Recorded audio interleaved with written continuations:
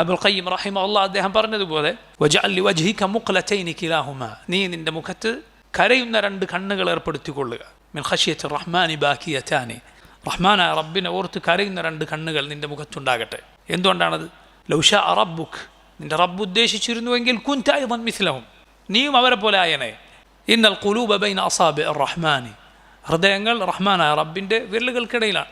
അപ്പോൾ നോക്കൂ, ഇങ്ങനെ എന്തിനാരാധിക്കുന്നോ ആ ആരാധിക്കപ്പെടുന്നവൻ്റെ ഇടങ്ങളിൽ, ആ കേന്ദ്രങ്ങളിൽ ചുറ്റിക്കൂടുക എന്നത് ആബിദുകളുടെ, അതിനാരാധിക്കുന്നവരുടെ രീതിയാണ്.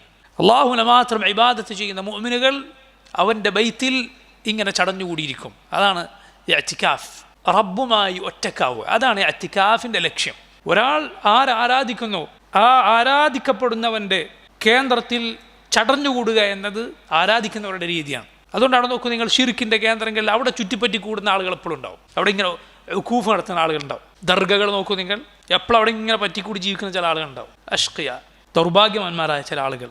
അള്ളാഹു നമ്മെ കാത്തുരക്ഷിക്കുമാറാകട്ടെ. ഷിർക്കിൻ്റെ, അള്ളാഹു അല്ലാത്തവർ ആരാധിക്കപ്പെടുന്ന കേന്ദ്രങ്ങളിൽ പറ്റിക്കൂടി ഇങ്ങനെ ജീവിക്കുക, അവിടെ ചുറ്റിപ്പറ്റി അവിടുത്തെ ആ മരണപ്പെട്ട് കിടക്കുന്നവരുടെ അല്ലെങ്കിൽ ആ രൂപങ്ങളുടെ, ബിംബങ്ങളുടെ അനുഗ്രഹവും പ്രതീക്ഷിച്ച് കഴിയുക എന്നത് സുബ്ഹാനല്ലാഹ് അള്ളാഹു ഉദ്ദേശിച്ചിരുന്നെങ്കിൽ നമ്മളും അതുപോലെ ആയേനെ. അള്ളാഹുവിൻ്റെ മസ്ജിദുകളിൽ ഇരിക്കുന്നതിന് പകരം അള്ളാഹു അല്ലാത്തവർ ആരാധിക്കപ്പെടുന്ന ഏതെങ്കിലും മഖ്ബറയിലോ അല്ലെങ്കിൽ ഒരു കുരിശിൻ്റെ അരികിലോ ഒരു വിഗ്രഹത്തിൻ്റെ അരികിലോ പറ്റിക്കൂടിയിരിക്കുന്നവരാകണം നമ്മളെന്ന് അള്ളാഹു തീരുമാനിച്ചിരുന്നെങ്കിൽ നമ്മളും അങ്ങനെ ആയിപ്പോയേനെ. അൽഹംദുലില്ലാഹ്, അള്ളാഹു എത്ര വലിയ നിഅമത്താണ് നമുക്ക് ചൊരിഞ്ഞത്.